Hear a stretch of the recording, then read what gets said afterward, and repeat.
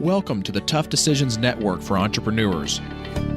I'm Dan Hanford, and my wife, Danae, and I interview successful people sharing stories behind tough decisions that they've had to make along their journey as an entrepreneur.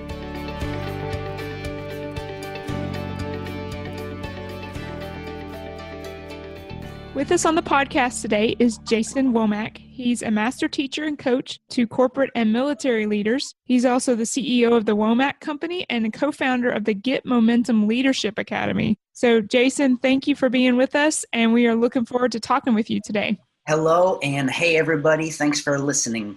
Jason, I want you to first start us off by talking a little bit about where your current focus is right now as an entrepreneur.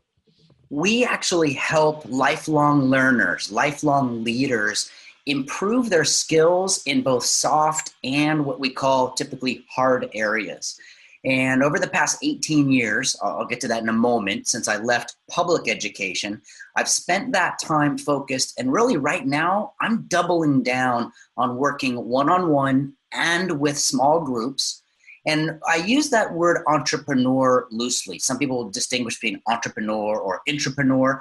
What I have found is that there's a set of us out there that when we look at the world, we know it could be a better place, and we want to direct our focus toward making it so. My current area of focus is helping people be better at whatever it is they decide they want to double down on. So I want to talk to you about a couple of tough decisions today. And the first thing we want to talk to you about is a tough decision that you have had to make along this journey as an entrepreneur that maybe didn't have that good of an outcome, and some of the lessons that you learned through that tough decision that, like I said, didn't really turn out as well as you had expected. You know, we started off early on in the online education world. I figured I was speaking in front of companies, I was giving keynote presentations, was even doing a little bit of coaching. And I will say that the first three attempts at putting our information online, we had quite a bit of sunk cost there. Lessons learned. And I'll just give you one very specific one.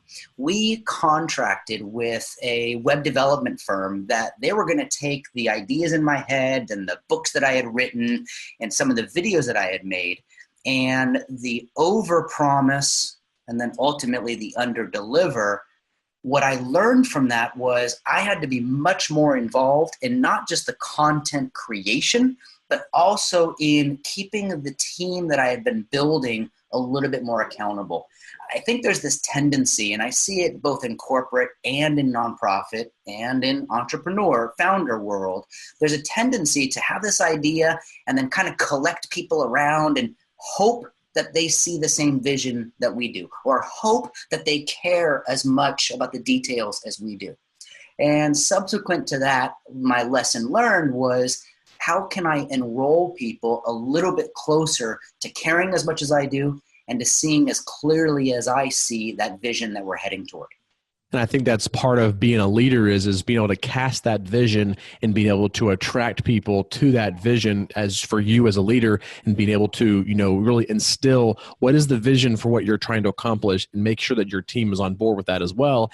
And to find people on your team that don't necessarily align with that vision and sometimes make a hard decision, tough decision, and let them go. And real quick, I know we're going to do this at the end, but there were two books that I read that fundamentally changed my approach to this. And if we have time, I'll talk about them later. But real quick, here are the two liners. One of the books is called Influence, The Psychology of Persuasion. I love that book. Oh my goodness. That was the one where I realized that there were small, specific things that I could do that would increase the likelihood that someone would say yes to me.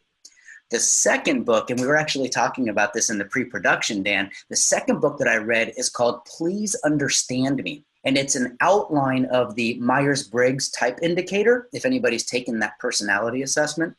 And what I realized from that one, I actually work with my wife and I run the company together. We are letter for letter opposite, Dan. So if I'm the E, she's the I, and it's polar on that side. When I realized that I could influence people and that I could understand how people are wired different than me, all of a sudden that casting the vision became much, much easier. And how important do you think it is when hiring somebody to work for you to be able to be on board with that vision? Is it to do some sort of Myers-Briggs testing on those people before you bring them on? I'm multilingual. I speak English, I speak Spanish, I speak a little bit of French. If you put me in Germany, I can get by. I'm also multiple personality lingual.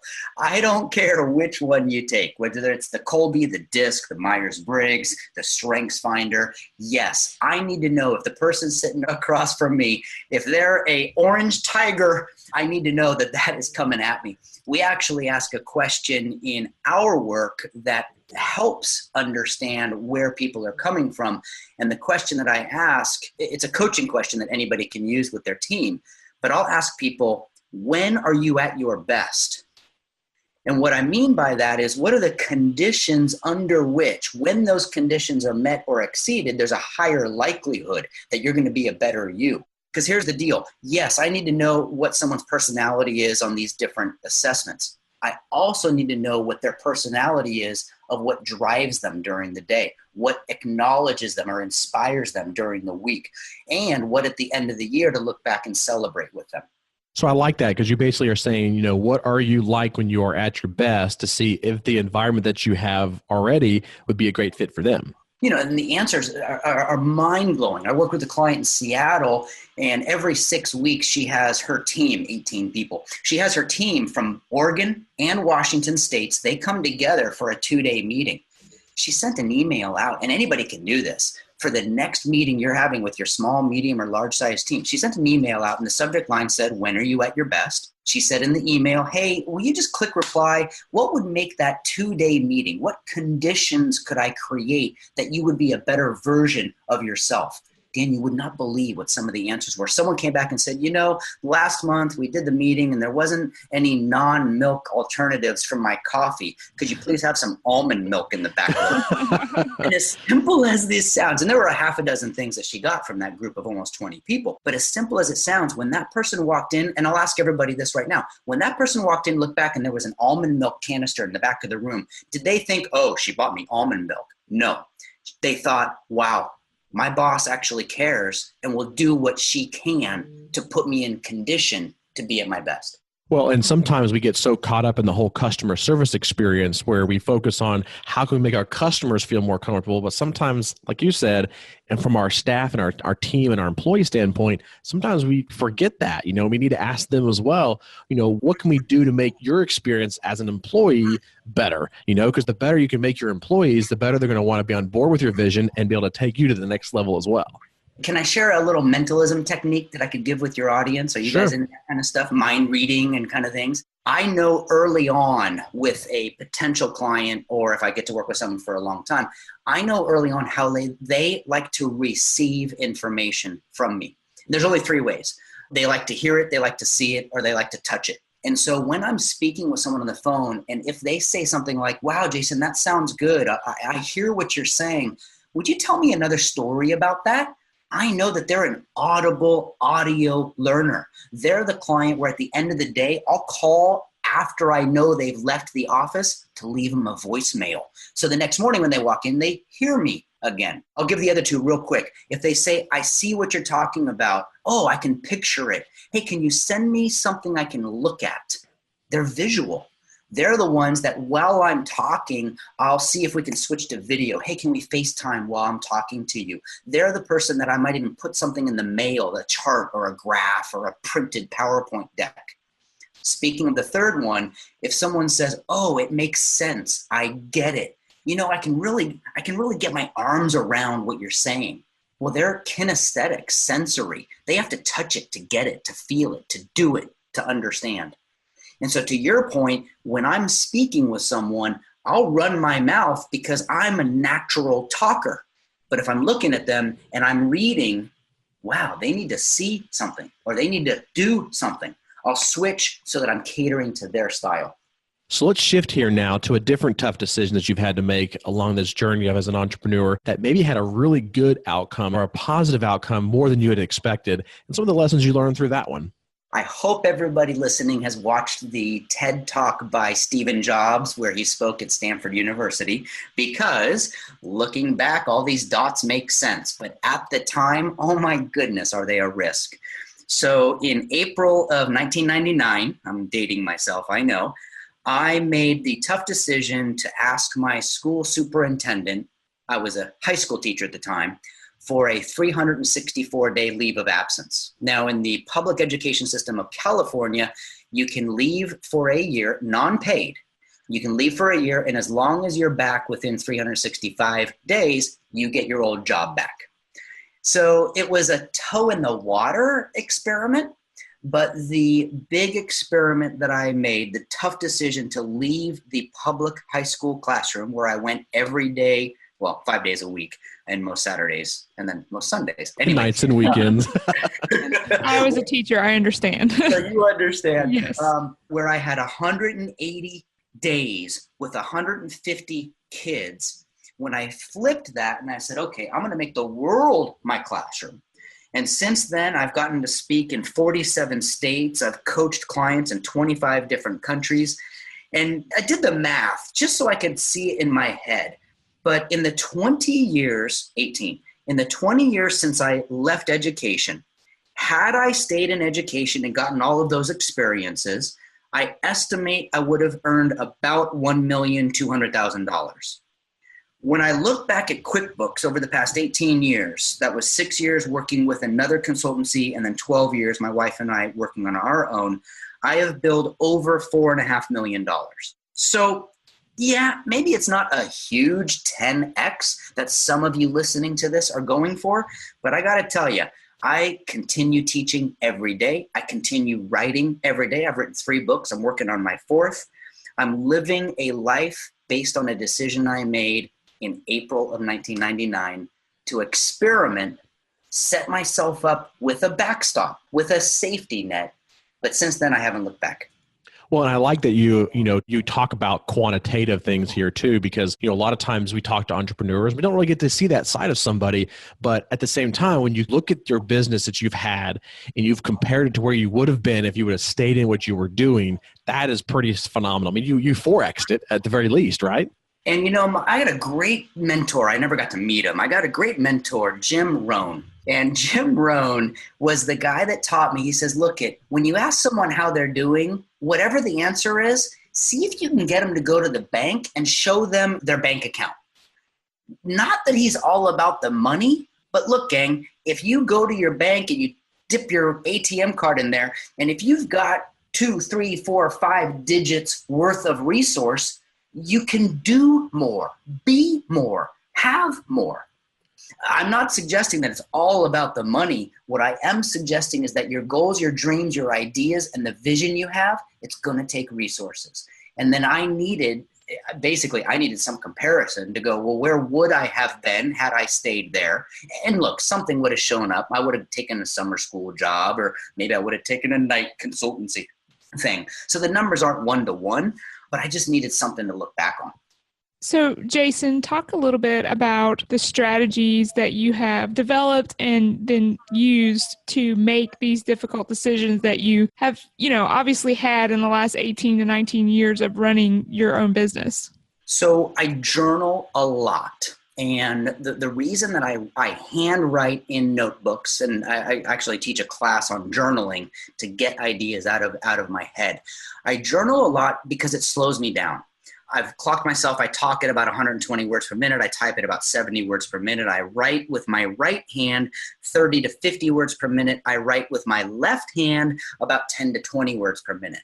What I have found is that our minds are going so fast that when a tough decision comes, we're going to go straight into, well, how do we normally make decisions? How do we always make decisions? What decision should we make? What decision do we make? And we're going to talk to ourselves in our heads. Very quickly thereafter, I take whatever it was that I've written and I condense that down. And it's a technique that I could share with everybody. It's called 777. And what I do is I take the decision I'm facing or the project I'm planning, and I write a 700-word vision of what that decision enacted would create, what that project completed would create. I take the 700 words, I take those down to 70 words. I take the 70 words and I move those down to 7. And then here's step 2. That's when I ask for help. I've got a great time management technique. I got a lot of great time management techniques, but my favorite way to save time and money and energy is to ask for help sooner. The only amendment that I have in 2018, I'm dating the podcast now, the only amendment that I have is I want to ask for help sooner, specifically.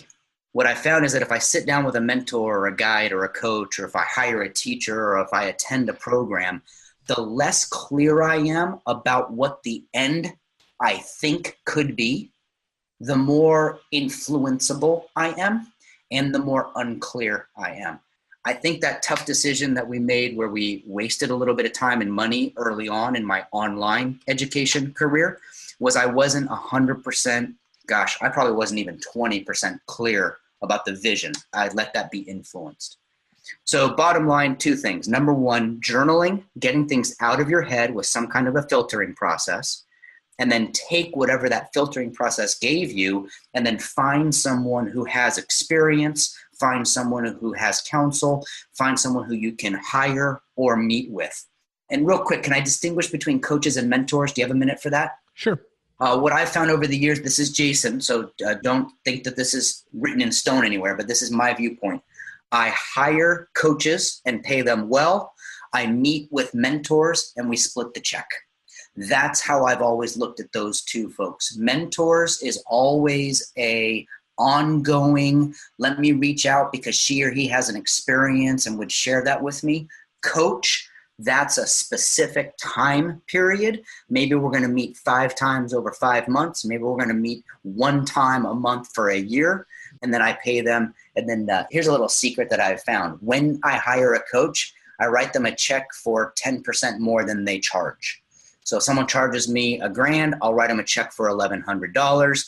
They'll always call me and go, Jason, you paid me too much. I said, you know what? It was worth it. And if you want to take the extra $100 and donate it to your charity of choice, that's great. But I want you to know how much value I got. I will tell you too, when I overpay for coaching, the next time I need them, man, are they there fast. That's pretty powerful. I like that. I had never heard that kind of a distinction before, but it makes total sense. And I really do like that. All right, we're going to take a quick break and hear from one of our show sponsors. When we come back, we'll talk to Jason about some of his favorites as it relates to his business. Hello, this is J.V. Crum III, host of the Conscious Millionaire podcast, with a special announcement for business owners, entrepreneurs, and coaches. Do you want to create a big impact with your customers and turn it into big money? Then I created the High Performer Formula especially for you because it contains the exact steps you need to become a high performer. Now, these are the steps I've used to make over $30 million, and I'm pulling back the curtain to share the steps with you so that you can reach levels of financial and business success you may have only dreamed of before. Get your hands on the High Performer Formula today. It's my gift to you, so go ahead and download your own copy now. Just go to consciousmillionaire.com/high performer. Again, go to consciousmillionaire.com/high performer. And we are back with the trifecta, which is our series of questions that we're going to be asking Jason about some of the different favorites that he has in business. So first, to start us off, let's talk about what is your most favorite technology that you use in business that makes your life easier? My camera on my smartphone. So during the day when I write something in my notebook, I see a magazine article, I'm in a conference or I'm at a store. When I see something and I let my mind think, hey, who else should see what I just wrote in my journal? Who else should see this magazine article that I'm reading? It's amazing, but I've used the phone on my smartphone camera as one of the better marketing techniques than some of the Facebook ads that I've bought, than some of the spots in magazines that I've paid for. Years ago, and you didn't get me on this tough decision, but years ago, we paid to have one of my books put in the airport bookstores. And I don't know if y'all know this, but at the time I paid $10,000 a month to have my book in the airport bookstores across the country. And my thing was, man, I'll pay $10,000 a month to have my book in all these bookstores at airports. Wouldn't it be great if people called? I got to tell you, when I send someone a picture out of a magazine article because I said that, hey, I read this article and I think you're going to like it, when they call and say, hey, would you come lead a program for our company? Hey, I was thinking about you. Will you come in and coach one of our executives? So I would say the favorite technology, camera, phone. All right. What is a favorite quote that you've heard that's helped you as an entrepreneur? Bruce Lee said, I fear not the man who's practiced 10,000 kicks. I fear the man who's practiced one kick 10,000 times. See, I'm not worried about someone coming to me and saying, Jason, I'm out of control. I'm getting too many emails and I'm too distracted every day. Yeah, okay, join the party. I won't even say the club. When someone says, hey, Jason, I've tracked it over the past 5 days. On average, I'm getting 85 emails a day. 20 of those are tasks. 18 of those are relationship building. I'm not getting enough opportunity development emails. Do you have some coaching to me on how I could get more emails in my inbox that are opportunity filled? I go, whoa, you've practiced one kick 10,000 times.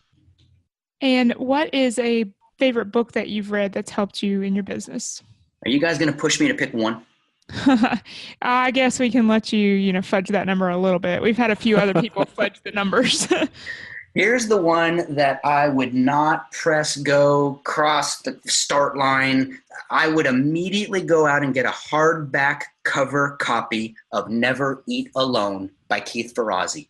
Why hardback cover? It's bright orange. Man, you cannot not see this thing. So back in 2000 and I want to get the date right, 2008, we hit the recession. And our business had been rolling for a couple of years by then, so we already had some leftover work, but I could see the writing on the wall.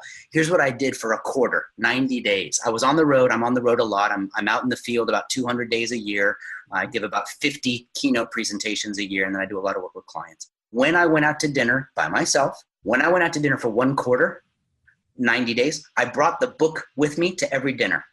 I put it on the table as I was eating dinner by myself.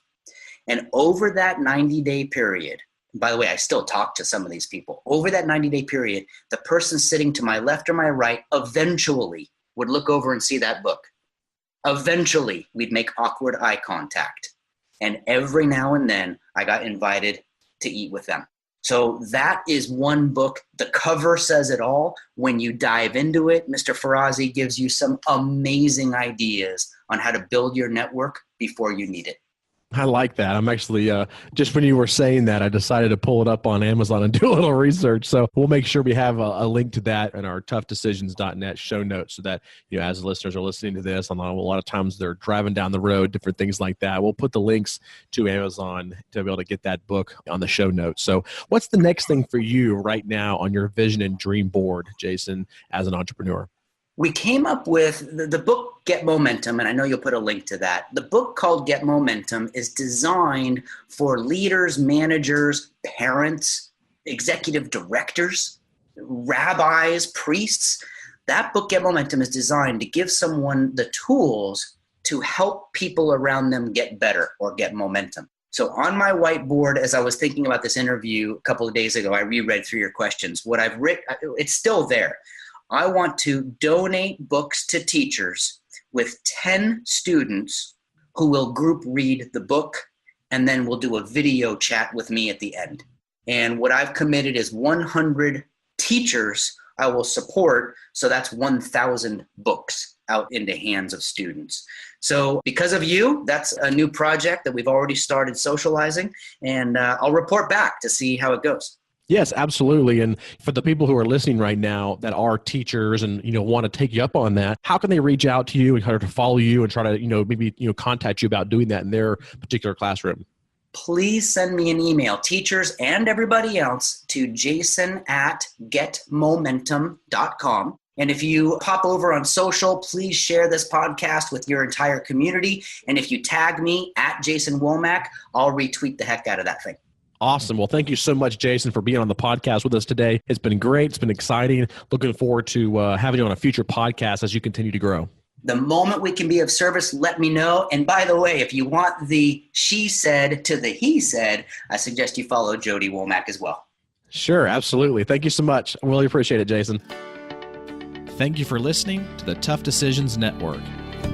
Be sure to visit toughdecisions.net to gain access to show notes for this episode and to join our free weekly entrepreneur email where we will send you news about the latest technology for your business, inspiring quotes, and the latest books for entrepreneurs. That's toughdecisions.net.